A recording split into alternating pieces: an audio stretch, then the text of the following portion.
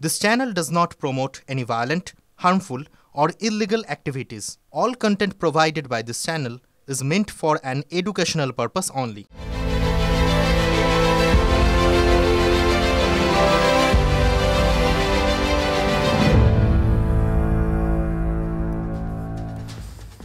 নমস্কার, শুরু করছি ঠোঁটকাটা। আপনাদের সঙ্গে আমি রাজা চট্টোপাধ্যায়।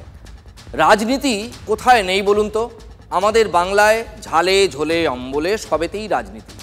সেই রাজনীতিতে শুধু আকচাকচি রয়েছে। বঙ্গের দ্বিখণ্ডিত এই রাজনীতিতে সৌজন্যের বড় অভাব। কেউ সৌজন্যের ধার ধারেন না। আজকাল আরও বেশি করে এটা চোখে পড়ে। রোজ রোজ আমরা কি দেখি দুই যুযুধান প্রতিপক্ষ একে অপরের বিরুদ্ধে তীব্র বিষোদ্গার করছেন। আচ্ছা বলুন তো, দুই ভিন্ন দলের দুই নেতাকে বা দুইটি পক্ষকে হাসি মুখে পরস্পরের সঙ্গে সৌজন্য বিনিময় করতে আপনি শেষ কবে দেখেছেন? এই বাংলায় রাজনীতির সৌজন্য যেন এখন সোনার পাথরবাটি, আগে কিন্তু ছিল। আজ ঠোঁট কাটার শুরুতেই দেখাবো একটা সৌজন্যের ছবি। রাষ্ট্রপতির একদিকে সুকান্ত মজুমদার, অন্যদিকে দোলা সেন, কাকলি ঘোষ দস্তিদাররা। তৃণমূলের আবু তাহের দাঁড়িয়ে বিজেপির খগেন মুর্মুর পাশে, খলিলুর রহমানের পাশে দাঁড়িয়ে শ্রমিক ভট্টাচার্য। দেখুন, আমাদের রাষ্ট্রপতি ভবন রাজনীতির ঊর্ধ্বে, সেখানেই রাজনীতির সৌজন্য, আবার সৌজন্যের রাজনীতির ছবি দেখালাম। প্রাতরাশ বৈঠকে, মানে আজকে ব্রেকফাস্টের সময় সাংসদরা গিয়েছিলেন, তৃণমূলের সাংসদরাও গিয়েছিলেন, আবার বিজেপির সাংসদরাই গিয়েছিলেন। রাষ্ট্রপতির কাছে অপরাজিতা বিল অনুমোদন করার জন্য আবেদন জানিয়ে বসেন দোলা সেনরা। এটা কিন্তু শিডিউল ছিল না বলে আমরা জানতে পারছি। অর্থাৎ অন্তত বিজেপি আগে থেকে এটা জানতে পারেনি যে তৃণমূল সাংসদরা আজকে এই আর্জিটা জানাবেন বা এই আবেদনটা জানাবেন। তাহলে সৌজন্য সাক্ষাতেও কূটচাল রাজনীতির। প্রত্যেক বছরই বছরের নির্দিষ্ট একটি সময়ে রাষ্ট্রপতি তিনি সব রাজ্যের সাংসদদের, অর্থাৎ লোকসভা এবং রাজ্যসভার সাংসদদের প্রাতরাশে আমন্ত্রণ জানান। আজও পশ্চিমবঙ্গের লোকসভা, রাজ্যসভা, তৃণমূল, বিজেপি, কংগ্রেস, বাম সব সাংসদদের তিনি প্রাতরাশে আমন্ত্রণ জানিয়েছিলেন। আর ঠিক সেই মঞ্চকেই ব্যবহার করল তৃণমূল কংগ্রেস সাংসদরা। তারা রাষ্ট্রপতির সঙ্গে সৌজন্য বিনিময় করার সময় হঠাৎ করেই অপরাজিতা বিলে অনুমোদন দেওয়ার জন্য আবেদন জানালেন। जोहर मैडम, आप प्लीज़ कोशिश कीजिए ताकि जो बात हम करके गए थे 1 महीना पहले, 2 महीना पहले, कि वो अपराजिता बिल आप प्लीज़ सैंक्शन कर दीजिए ताकि वो एक्ट हो जाए। পাশে দাঁড়িয়েছিলেন বিজেপি সাংসদরা। যেহেতু রাজ্য বিধানসভায় সর্বসম্মতক্রমে এই বিল পাশ হয়েছে এবং মহিলা নিরাপত্তা নিয়ে এই বিলের একটি বিশেষ সংবেদনশীলতার জায়গা রয়েছে, ফলত বিজেপি সাংসদরাও চুপ করে থাকলেন। রাষ্ট্রপতি ভবনে একেবারে চুপ বিজেপির সাংসদরা। তবে মুখ খুলেছেন অগ্নিমিত্রা পাল। বিজেপি বিধায়ক বললেন সাংবাদিক বৈঠকে বাংলায় বসে। মুখ্যমন্ত্রী সেই সময় অভয়ার কাণ্ড হলো, অভয়ার মৃত্যু হলো, তোলপাড় রাজ্য, সেখান থেকে দৃষ্টি ঘোরানোর জন্য অ্যাজ ইফ মুখ্যমন্ত্রী মমতা বন্দ্যোপাধ্যায় এবং তার সরকার কতটা মহিলাকে নিয়ে ভাবেন, কতটা মহিলাদের সুরক্ষাকে নিয়ে চিন্তা করেন, কতটা রেপিস্টদের পানিশমেন্ট দেওয়ার কথা ভাবেন, অপরাজিতা বিল নিয়ে এলো। এখানে পাশ হওয়ার পরে মাননীয় রাজ্যপালের কাছে যাবেন, তিনি তাড়াতাড়ি এটা পাশ করলে এটা রাষ্ট্রপতির কাছে যাবে, রাষ্ট্রপতির কাছে গেলে এটা আইনে পাশ হবে এবং এটা আইনে পাশ হলে এটা একটা ইতিহাস হয়ে থাকবে এবং সব রাজ্য এটাকে আগামী দিন মডেল করবে, মনে রাখবেন। আমরা জানি সেই বিল তার কোনো ভবিষ্যৎ নেই। ভারতীয় ন্যায় সংহিতা যেখানে রয়েছে সেখানে রাজ্যের অপরাজিতা বিল কেন আনা, কিসের জন্য, কোন প্রভিশন নেই? কিন্তু ওই বললাম রাজনীতি করা। অপরাজিতা বিল যাতে তিনি পাস করে দেন, যেটা আমাদের বিধানসভায় পাস হয়েছে, সেটা খুবই জরুরি মানুষের জন্য, দেশের জন্য। আমরা ওনার কাছে রেখেছি। এই সৌজন্যের মোড়কে কূটনীতি আদতে বাস্তবে কাজ দেয় কিনা আমাদের নজর থাকবে আগামী দিনে সেই দিকেই। তাহলে সৌজন্যের মাঝেও রাজনীতির কূটচাল। তবে দিনের শেষে নজর কাড়ল সৌজন্যের ছবি। একেবারে পিকচার পারফেক্ট না?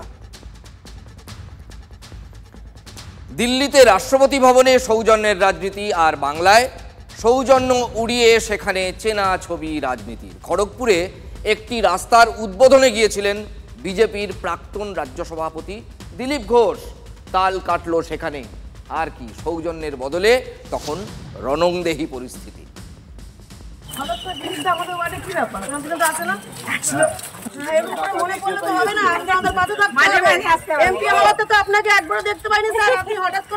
টাকা দিয়েছি, কারণ বাপের টাকা নেই, আমি টাকা দিয়ে বানিয়েছি। তোমাকে বলেছি আপনি এমপিও একজন বাপ তুলে বলতে পারেন? 14 পুরুষ তুলবো, তোমার বড় লোক করেছে, বেশি নাকামি করবে না। প্রদীপকে বলো, প্রদীপকে বলবো কেন?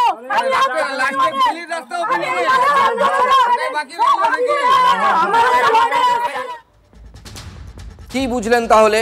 এই ছবিটাই তো অনেক কথা বলে দিচ্ছে। আর কোন কথা? রাজনীতি এখানে রণংদেহী, সৌজন্য উড়িয়ে এখানে বুনো ওল আর বাঘা তেঁতুল। মশগুল রাজনীতিতে একেবারে মুখোমুখি রাস্তায় দাঁড়িয়ে।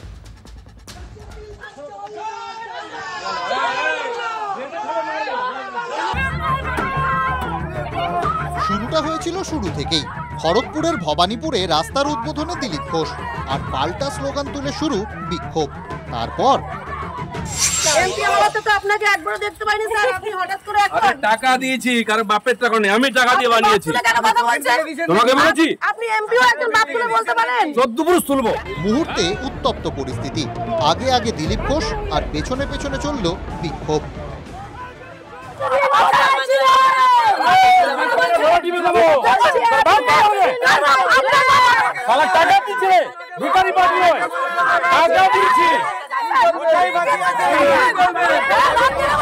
রীতিমতো তুলকালাম খড়গপুরের 6 নম্বর ওয়ার্ডে।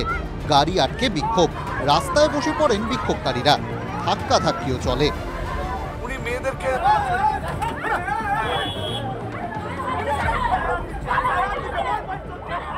চলে আসছি, কিছু লোক চিৎকার করছে, কেন দিলীপ ঘোষ এসছে, দিলীপ বাবু কেন এসছেন এখানে? আমি রাস্তা তৈরি করছি, আমার পয়সা, এটা উদ্বোধন করতে এসেছি, তোমরা তো করবে না, করে দিয়েছি। তাতেই চিৎকার, শাউটিং, হল্লা। আমাদের লোকেরাও ছিল, হাল্লা গুল্লা হলো কিছুক্ষণ। যেটা ওরা করে, কাজ না করে চিৎকার বেশি করে, সেটাই করেছে টিএমসির লোকেরা। ওখানকার কাউন্সিলর পাঠিয়েছিল। কাউন্সিলর মানে প্রদীপ মজুমদার। দিলীপবাবু বললেন, প্রদীপবাবুও বললেন, কথাতেই কথা বাড়ল রাজনীতির। উনি মেয়েদেরকে তুই তুকারি গালাগালি করছে, মেয়েদের বাপ তুলে গালাগালি করছে। টাকা দিয়েছি, কারণ বাপের টাকা নেই, আমি টাকা দিয়ে বানিয়েছি। তোমাকে বলেছি আপনি এমপিও একজন বাপ তুলে বলতে পারেন? 14 পুরুষ তুলবো, তোমার বড় লোক করেছে।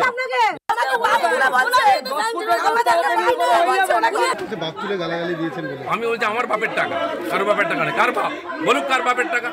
দিলীপ ঘোষ বাপ তুলেই বলবে, যারা ঘেউ ঘেউ করবে তাদেরকে বাপ তুলেই বলবে। কাজ করতে পারে না, কাজ করে উদ্বোধন করছে, আবার ঘেউ ঘেউ করছে। মানে উনি না এমএলএ না এমপি, উনি কি করে একটা রাস্তা উদ্বোধন করতে আসে? সরকারি রাস্তা, ওইখানে রাস্তাতে তো অনেক আগে থেকে রাস্তা আমরা তৈরি করেছি। সে এক দিন ছিল বটে, রোজ রোজ বলতেন দিলীপ ঘোষ মর্নিং ওয়াকে গিয়ে। 24-এর লোকসভা ভোটের পরাজয়ের পর হঠাৎ চুপ মেরে যান দিলীপ ঘোষ। তারপর আবার জেলায় জেলায় বিজেপির প্রাক্তন রাজ্য সভাপতি জনসংযোগ সারছেন, আর সেই রাজনীতির চেনা পথেই আজ রণংদেহী মূর্তি ধরলেন দিলীপবাবু। মেজাজ হারালেন, দল কিন্তু পাশে দাঁড়িয়েছে। 2-4 করে বিজেপির হাতিয়ার বারুইপুর।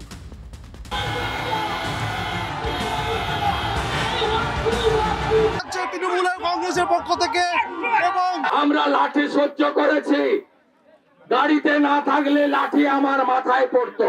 এটা ভাইপো নির্দেশে লাগাতার হচ্ছে। বারুইপুর দিয়ে শুরু হয়েছে,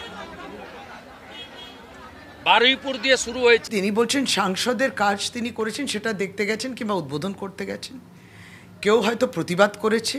আমরা দৈনন্দিন কাজ করি, প্রতিদিন নির্বাচিত প্রতিনিধিদের কাজ থাকে, কিন্তু তিনি যেভাবে রিয়াকশনটা করলেন এবং যে গালাগালিটা করলেন, সেই মহিলাকে অপমান করলেন। টাকা দিয়েছি, কারণ বাপের টাকা নেই, আমি টাকা দিয়ে বানিয়েছি। তোমাকে বলেছি আপনি এমপিও একজন বাপ তুলে বলতে পারেন? 14 পুরুষ তুলবো। আমরা বারংবার বলেছি যে ভারতীয় জনতা পার্টির এটাই কিন্তু ডিএনএ, তাদের আসল চরিত্রটাই এটা। ওরা নারী বিদ্বেষে বিশ্বাস করে। তারা বুঝতে পারছে তাদের দিন ঘনিয়ে এসেছে। আক্রমণ করে, ভয় দেখিয়ে, কেস দিয়ে যদি থামিয়ে দেওয়া যায়, অত সোজা নয়। বাংলার মানুষ পাশে রয়েছে। কথাটা বললেন, তারপর সেই ভারতীয় জনতা পার্টির নির্বাচিত এবং বিভিন্ন পদাধিকারীরা সেটাকে সমর্থন জানাচ্ছেন। কোথায় আপনি ক্ষমা চাইবেন, অনুশোচনা করবেন, আপনাদের একটু রিগ্রেট হবে, তা না করে আরও সমর্থন জানাচ্ছেন। বারুইপুর দিয়ে শুরু হয়েছে, আজকেও ওরা ভেবেছে আমি বর্ধমান দিয়ে যাব। বর্ধমানের পবিত্র 108 শিব মন্দিরের কাছে ওখানে একটা বিশেষ সম্প্রদায়ের লোককে দাঁড়িয়েছে। সম্মানীয় দিলীপ ঘোষের সঙ্গে একই জিনিস ঘটেছে। রাজনীতি রণংদেহী, আবার সেখানেই গাজোয়ারি। আসলে শাসকের জোর বলে কথা তো, উঠতে বললে উঠবে, বসতে বললে বসবে, কোনো ট্যাঁফও করবে এমন বুকের পাটা কার আছে? গ্রামে গ্রামে শাসকই তো শেষ কথা। রাজনীতির বঙ্গে এটাই খুব রূঢ় বাস্তব। আর সেখানেই কিনা আবাসের তালিকায় বেচাল, তারপর যা হওয়ার তাই হলো। এটা কোচবিহারের নাটাবাড়ি 1 নম্বর গ্রাম পঞ্চায়েতের ছবি। বিজেপি পরিচালিত পঞ্চায়েত, সেই অফিসে ঢুকেই পঞ্চায়েতের সচিবকে পেটালেন তৃণমূলের নেতা। পঞ্চায়েত অফিসে ঢুকে গায়ের জোর দেখালেন তৃণমূলের অঞ্চল সভাপতি প্রদীপ দাস। কিন্তু দাদাগিরির কারণটা কি? কারণ আবাসের তালিকায় পছন্দের লোকের, মানে আমরা চলতি বাংলায় গোদা বাংলায় বলি না পেয়ারের লোক, সেই পেয়ারের লোকের নাম নেই। সেই কারণেই পঞ্চায়েতের সচিব অরুণ কুমার চক্রবর্তীকে মারধর। অথচ এই সেদিনও মুখ্যমন্ত্রী বলেছেন রাজ্যের ছাদহীন সকলেই বাংলার বাড়ি পাবেন, তার জন্য বাজেটে অতিরিক্ত বরাদ্দও করা হয়েছে। পরিবারকে বাড়ির জন্য এই বাজেটে অনুদান করা হয়েছে, যেটা আমরা 28 লক্ষ সার্ভে করেছিলাম, ফিল্ড সার্ভে। সেই 16 লক্ষ মানুষ যারা লিস্টে আছেন এখনো পাননি, তারা ডিসেম্বরের মধ্যে প্রথম কিস্তি পেয়ে যাবেন অর্ধেক, এবং সেকেন্ড কিস্তি তাদের বাড়ি কমপ্লিট হওয়ার আগেই আমরা দিয়ে দেবো। অর্থাৎ আমি মার্চেও দিতে পারি, এপ্রিলেও দিতে পারি, জুন পর্যন্ত আবার টাইম আছে, 6 মাস টাইম আছে। সেদিন সাংবাদিক বৈঠকে বললেন মুখ্যমন্ত্রী, অথচ দলের নিচের তলায় সেই কথা পৌঁছলই না। নাকি বিজেপি পরিচালিত পঞ্চায়েত বলেই দাদাগিরিটা দেখিয়ে আসতে পারলেন তৃণমূলের অঞ্চল সভাপতি? নিজের অফিসেই আক্রান্ত পঞ্চায়েত সেক্রেটারি। তুফানগঞ্জ থানায় অভিযোগ দায়ের করেছেন পঞ্চায়েত প্রধান। মানুষকে পেটানো, মানুষকে রাস্তায় ফেলে মারা, পুলিশের কলার ধরে টানতে টানতে নিয়ে যাওয়া, বা মহিলাকে যদি সে বিরোধী দল করে, স্পেশালি বিজেপি, বিরোধী দল বলতে তো পশ্চিমবঙ্গে একমাত্র বিজেপি আছে, তাহলে তাকে বিবস্ত্র করে রাস্তায় বা গ্রামে ঘোরানো, এগুলোই তো টিএমসির নীতি বা আদর্শ। মারধর করার কথাটা মিথ্যে কথা, কোনো মারধর হয়নি। কিছু অভিযোগের ভিত্তিতে, দাবি দেওয়ার ভিত্তিতে সেখানে ডেপুটেশন দিতে গিয়েছিল এলাকার নাগরিকরা। মারধর হয়নি, ডেপুটেশন দিতে গিয়েছিলেন এলাকার নাগরিকরা। বুঝুন কাণ্ড, এখানেই শেষ হবে? আরও আছে। এই কাজ করতেই এসেছে তারা, টাকা পয়সা, সিন্ডিকেট, তোলাবাজি, যত রকমের ইললিগাল কাজ, সেখান থেকে কি করে টাকাটা তোলা যায়। কি করবেন যাতে কাজটা তাড়াতাড়ি হয়? আর এর জন্য কেউ পয়সা চাইবেন না। যে পয়সা চাইবে তার বিরুদ্ধে এফআইআর হবে এবং অ্যাকশন হবে। মুখোশ পুরো খুলে গেছে, exposed. Mamata Banerjee, you and your party is exposed. শুধু আলাদা করে কিছু বলার নেই, আর আমরা অবাকও হই না। আধিকারিকরাও নানা রকম উল্টাপাল্টা কথা বলে, মানে ভয়ভীতিমূলক কথা বলে। নাটাবাড়ি 1 গ্রাম পঞ্চায়েতটা বিজেপির দখলে রয়েছে, দাবি আধিকারিকদের কাছে রেখেছিল। এটাই ঘটনা, কোনো মারামারি হয়নি। মারপিট করে যে ধারে ভারে বাড়ে সে, বাংলায় বোধহয় আজকাল এটাই রীতি, এটাই নিয়ম। তাই এতক্ষণ আপনাদের যে ছবিগুলো দেখাচ্ছিলাম তার বাড়বাড়ন্ত দিকে দিকে। কবি লিখেছিলেন, মানুষ বড় কাঁদছে, তুমি মানুষ হয়ে পাশে দাঁড়াও। কোথায় আর সেসব এখন হয়? সবটাই উলটপুরাণ। তবে আজ দেখলাম অন্য ধরনের একটা ছবি। দেখলাম পাশে দাঁড়ানো কাকে বলে, সাহায্যের হাত বাড়ানো কাকে বলে। কাদের কথা বলছি জানেন? কলকাতা আর হাওড়া, 2 যমজ ভাই আজ কলকাতায় দায়িত্ব নিয়ে হাওড়ার পাশে দাঁড়িয়েছে এবং সংকটকালে দাঁড়িয়ে বার্তা দিয়েছে, পাশে আছি, ভয় নেই। একে জল সংকট, তার উপর এই ভয়াবহ ধস, ভাঙছে ধসছে ঘরবাড়ি। হাওড়ায় যেন পুরো বিভীষিকা। একটা নির্দিষ্ট এলাকায়, বেশ বড় এলাকা, কে বলবে যে পুরো এলাকায় এমন দশা হতে পারে? হাওড়ার বেলগাছিয়ার চিহ্নটাই কখন মুছে যায় তার ঠিক নেই। একটু আগে ওই বাড়িটা দাঁড়িয়েছিল, ওই বিল্ডিংটা দাঁড়িয়েছিল, এখনই ধসে যাচ্ছে। আস্তে আস্তে কিন্তু ওই বিল্ডিংটা ভাঙছে ভাঙছে ভাঙছে ভাঙছে ভাঙছে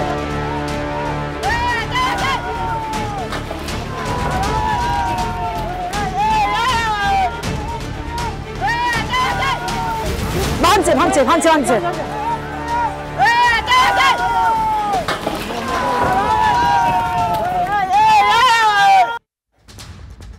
দেখলেন তো, আস্ত একটা পাম্পিং স্টেশন মুহূর্তে শেষ, মাটিতে মিশে গেল। বাড়িঘরের হাল এমন হবে না সেই গ্যারান্টি কে দিতে পারবেন বলুন তো? শুরুটা কিন্তু হয়েছিল জল দিয়ে। কাল থেকে জলসংকট, পাইপলাইনে ফাটল, গরম পড়ার আগেই সেখানে মানুষের জীবন জেরবার, অতিষ্ঠ হয়ে ওঠেন মানুষ। জলই পুরো হাওয়া, হিমশিম অবস্থা। শেষে দাদার পাশে দাঁড়ালো ভাই, মানে দাদা হাওড়া আর ভাই কলকাতা। ওই যে শুরুতেই বলছিলাম আপনাদের, হাওড়ার পাশে কলকাতা। কলকাতা পুরসভার 15টি জলের ট্যাঙ্ক পাঠানো হয়েছে সেখানে, অর্থাৎ ওই বেলগাছিয়া এলাকায় হাওড়ার বিভিন্ন ওয়ার্ডে। প্রায় 15টা ওয়ার্ড অ্যাফেক্টেড। দুপুরে দেখা যায় সার সার জলের ট্যাঙ্কার ঢুকছে হাওড়ায়। যুদ্ধে যখন সেনার সাজোয়া গাড়ি যায়, দেখেছেন তো খেয়াল করে? ছবিটা ঠিক সেই রকম না? একটার পর একটা জলের গাড়ি কলকাতা থেকে হাওড়ামুখী। জল পেয়ে অবশেষে ধরে একটু হলেও প্রাণ ফিরে পান হাওড়াবাসী।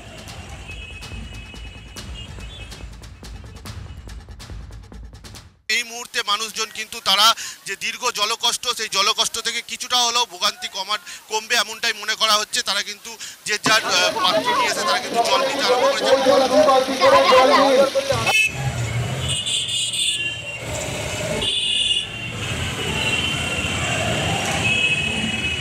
কাল থেকে আজকে জল, এখন জল দিল।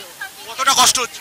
অনেক কষ্ট হচ্ছে। হবে না বাবা, জলের জন্য খাওয়া পাই চাই না পাই, জল তো চাই আমাদের, জলের তো সবকিছু কাজ। তারা কিন্তু বলছেন যে একদিকে বিদ্যুৎ নেই, সেটা কিন্তু যেরকম ভাবে মেনে নিচ্ছেন তারা, কিন্তু জলের কষ্ট কিছুতেই সকাল থেকে মানতে পারছিলেন না। এই মুহূর্তে কিন্তু মানুষজন জল নিচ্ছেন, তার হুড়োহুড়ি পড়ে গেছে। গতকাল থেকে পানীয় জলের সমস্যা ছিল, তার সমস্যার সমাধানে কলকাতা মিউনিসিপ্যাল কর্পোরেশনের পক্ষ থেকে জলের গাড়ি পাঠানো হয়েছে। এলাকার মানুষ কিছুটা হলেও পানীয় জল পাচ্ছে। জলটুকু পেয়ে প্রাণ তো বাঁচলো, কিন্তু সেই স্বস্তি কতক্ষণের? বাড়িঘরগুলো ডুবছে যে। এই চত্বরে কত বাড়ি আছে জানেন? কম করে 1004 মানুষের বাস। বেলগাছিয়া ভাগাড়ের পাশে পুরোটাই ঘনবসতিপূর্ণ এলাকা। সেখানে এখন প্রাণ বাঁচাতে পালিয়ে যেতে মরিয়া হয়েছেন মানুষ। কি মর্মান্তিক দৃশ্য! পুরো জমি কিন্তু ফেটে একবারে ওপর দিকে উঠে গেছে। এই এপ রোড সংলগ্ন এখানে প্রায় 3 থেকে 3,500 মানুষের বসবাস। তারা কিন্তু ইতিমধ্যে আতঙ্কিত হয়ে পড়েছেন। পুলিশ প্রশাসনের তরফ থেকে মাইকিং করা হচ্ছে। চলেছে এলাকা, তাই আপনারা আপনাদের প্রয়োজনীয় নথি, দ্রব্য সামগ্রী, টাকা পয়সা, দলিলপত্র নিজেদের কাছে রাখুন, নিরাপদ দূরত্বে সরে যান এবং বাড়ির বাচ্চা এবং বয়স্কদের নিরাপদ দূরত্বে রাখুন। এখন এখান থেকে আমরা যদি অন্য কোথাও না চলে যাই তো রাত বিরাত প্রশাসন তো সবসময় থাকবে না, তো কখন কি অ্যাক্সিডেন্ট হয়ে যাবে, বাচ্চা বউ যেদের নিয়ে এরা কোথায় আমরা থাকবো? হঠাৎ যদি করে এই লাইট পোস্ট এখন আছে, স্টেট দাঁড়িয়ে আছে, কিন্তু এরপরে তো পড়ে যাবে। মানুষজন একেবারে আতঙ্কিত হয়ে পড়েছে। প্রশাসনের তরফ থেকে খালি আশ্বাসের পর আশ্বাসই আসছে, কাজের কাজ কিছু হচ্ছে বলে মনে হচ্ছে না, এমনটাই অভিযোগ করছেন এলাকার মানুষজন। চারিদিক থেকে সমস্যার সম্মুখীন হচ্ছেন এই বেলগাছিয়া ডাম্পিং গ্রাউন্ড সংলগ্ন এপ রোডের বাসিন্দারা। রাস্তার ধারে ফাটল ধরেছে, বাড়ি ভেঙে যাচ্ছে, মানুষজন আতঙ্কে এখান থেকে তাদের নিত্য প্রয়োজনীয় জিনিস বা বাড়ির যে আসবাব রয়েছে তা কিন্তু নিয়ে তারা অন্যত্র সুবিধার জায়গায় তারা চলে যাচ্ছে। আমার সামনেই যে হচ্ছে একটি বাড়ি, যেখানে দেখা যাচ্ছে একেবারে দেওয়াল ভেঙে পড়ে গিয়েছে এবং এখানে মানুষজন জানি না কতটা কি ক্ষতি হয়েছে। বাচ্চা কাচ্চা নিয়ে কোথায় পালাবো আমরা, ওই চিন্তা করছি। সব ভেঙে গেছে, কিছু না। কালকে দিয়ে 1 বোতল জল কেউ জিজ্ঞেস করিনি স্যার আজ অব্দি। বাচ্চাগুলোকে নিয়ে যদি ঘরের ভিতরে থাকি তো ঘর কখনো পড়ে যেতে পারে গায়ে, বাচ্চা শুদ্ধ আমরা চাপা পড়ে মরে যাবো। চারিদিকে ফেটে যাচ্ছে, বাচ্চা কাচ্চা নিয়ে কোথায় যাবো? রাতভর চিন্তা হচ্ছে, ছোট ছোট বাচ্চাদের রাত্রে ঘুমাবো, যদি পেটে যদি বাচ্চাদের চাপা পড়ে যায়। পরিস্থিতি তো একদম খারাপ আছে। অবশ্যই বাড়িতে প্রত্যেক কটা বাড়ি ঢুকে দেখছি ভেঙে গেছে আর এটা ন্যাচারাল ডিজাস্টার হয়েছে, এটা তো কিছু করার নেই। বাট যা করণীয় আছে এখন আপাতত সরকারের পক্ষ থেকে করানোর প্রায়োরিটি দিয়ে এটা করানো হচ্ছে। এখানকার বাসিন্দারা আশ্বাস শুনে শুনে অভ্যস্ত, গা সওয়া হয়ে গেছে এবং একই সঙ্গে ক্লান্ত হয়ে পড়েছেন। অনেক শুনেছেন হচ্ছে, হবে, এই তো আর কদিনের মাথায় সব ঠিক হয়ে যাবে, কিন্তু কাজের কাজ হলে সত্যি এমনটা হয় বলুন তো? এই ভয়ঙ্কর ছবি দেখতে হয় কখনো? শুধু যে এক জায়গায় পাইপলাইনে ফাটল তা কিন্তু নয়, এই বেলগাছিয়া ডাম্পিং গ্রাউন্ড সংলগ্ন যে সম্পূর্ণ পাইপলাইনের যে সিস্টেম তা কিন্তু একেবারেই বিকল হয়ে পড়েছে। সে ছবি একেবারেই স্পষ্ট, জায়গায় জায়গায় মরচে ধরে গেছে, অনেক পুরনো পাইপ দেখেই বোঝা যাচ্ছে এবং সেই পাইপের দীর্ঘদিন মেরামতি নেই। অর্থাৎ হাওড়া পুরসভায় যে পুর নির্বাচন তা 6 বছর হয়নি, ফলে জনপ্রতিনিধি না থাকায় নজরদারির অভাবের কথা বলছেন মানুষজন। আশ্চর্য তাই না? এই ছবিও দেখতে হচ্ছে। জল সরবরাহের পাইপগুলি কেউ কি কোশ্মিনকালে সারিয়েছিলেন?